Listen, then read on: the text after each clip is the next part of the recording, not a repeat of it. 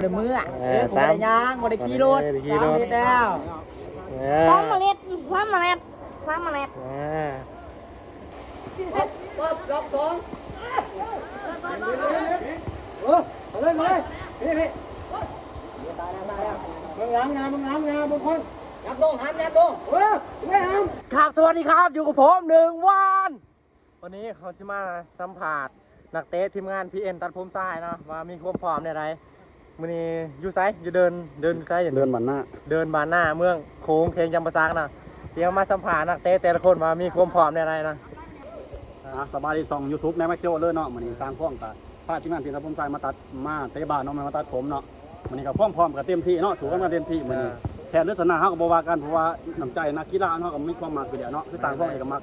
าเตะบาสอยู่แล้วเนาะถือว่าแพ้ลักษณะก็บ่ว่ากันมีแต่ว่าพี่น้องๆเฮาส่องแม็กโจ้เทียบทีมงานทีมตัดผมทรายเด้อเนาะไปสัมภาษณ์คุณนักเตะไปคนต่อไปเลยทุกคนมีแต่คนอายกล่องนะคันสิว่าแล้วมีแต่คนอายกล่องเลยนะสัมผัสได้ฮะสัมผัสได้มีความพร้อมจักเปอร์เซ็นต์นะมื้อนี้นะประมาณ 80%นี่ฮะ 80%คาดว่าสกอร์เท่าไรต่อเท่าไรเอาประมาณ3-2นะกินขาดนะสู้ไอ้ทุกคนตับนี่โตตึงทีม PN ดอนพูนทรายนะเบอร์เก่าเบอร์เจ็ดนะอันนี้ริมกองหนาและกองหลังแบ็คเบอร์นะเบอร์10นะไปเห็นกาฝากเสียเพิ่นเนี่ยผู้บ่าวนี่ก็ใส่เบอร์เท่าไรวันนี้เบอร์17เสียนลังนะมาจากประเทศไทยเนาะจางตัวมาหา15,000 กีบเนาะนี่กะนี่รอที่สุดในทีมนะเสียไทยโจรวะโอ้ยซายาไหม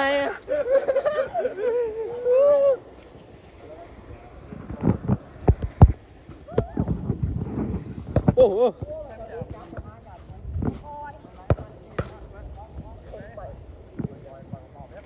นี่โตตึงเนาะนี่อีกโตตึงคนหนึ่งที่เล่นโหดไว้นะก้าวสกอร์เท่าไรมือนี่2-0จ้ามื้อนี้2-0นะทีมเขาหรือทีมเขาเอาเด้อเว้ยนะถาเบิ้งนี่กาปลังบอมนะฮะตัวนะครับหยาเถอะเว้ยวันสัมผัสนะครับเนี่ย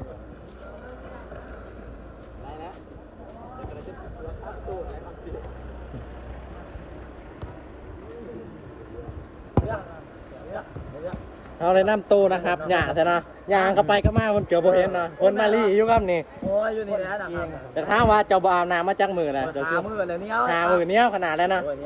คิดว่าทีมผู้แข่งสิจอบอะไรนะจอบอะไรเจ้าขั้นบ้านเขาสิโดดออกขั้นบ้านออกสิโดดซินะจอกอะไรแต่ฮักษาประตูเลยฮักษาเขาอะไรนะเอาก็จริงก็บอกเลยเว้ย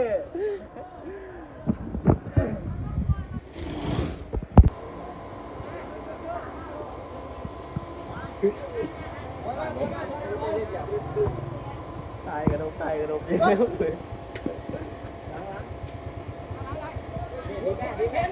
ลย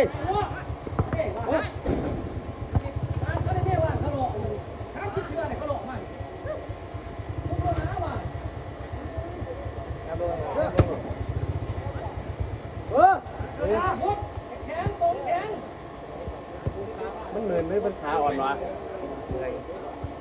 ดูก่อนเหมือนลูกขาอ่อน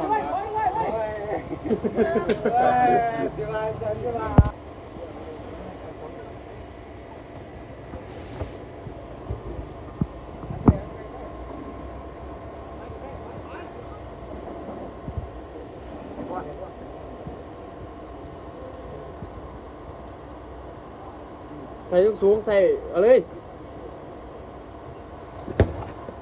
คิดเรียบร้อยก่อนฮัทผู้เดียวข้างล่างพี่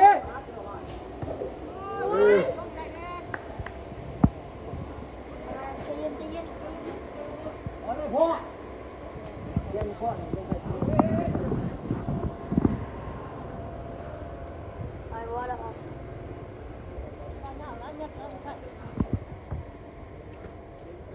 บุดขึ้นเลยบุดโอ้ยซ่า เด็กแจ็คมันโตที่สายอยู่แล้ว เขาไปเห็นเคยมันมาทางหลัง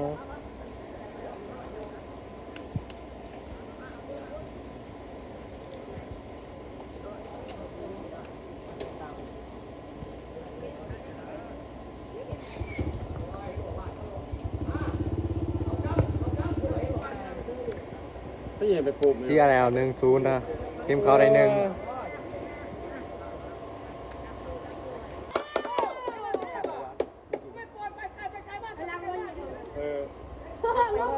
ตัวเปลี่ยนเกมนะลงปลูกเป็นยิงปรับ2 วินาที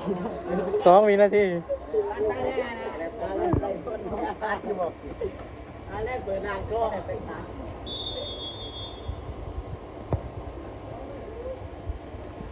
กรรมการ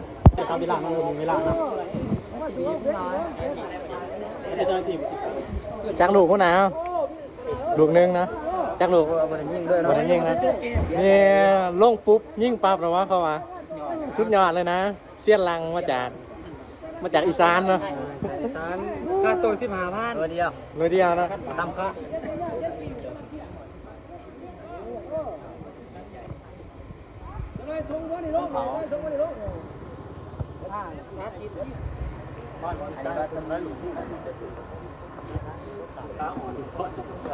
ตอนนั้นมันมือ จะได้หัวหน้าทีมเอ้าคือ ต้องตัว สู้ๆอ่ะ ฝากใหญ่เลยต้องนี่ไปโจเนาะ FP เนาะฝากเจ้าเจ้าผู้ชายด้วยเนาะนี่ตามนั่นนี่ติดตามใน YouTube ติดตาม BN ทั้งคนได้นะ เป็นมืออ่ะ สาม ยางบริขี่รถ3 เมตรแล้ว ซ้ำเมล็ดซ้ำเมล็ดซ้ำเมล็ด อ่า ไอ้บ่โหอะไรบ่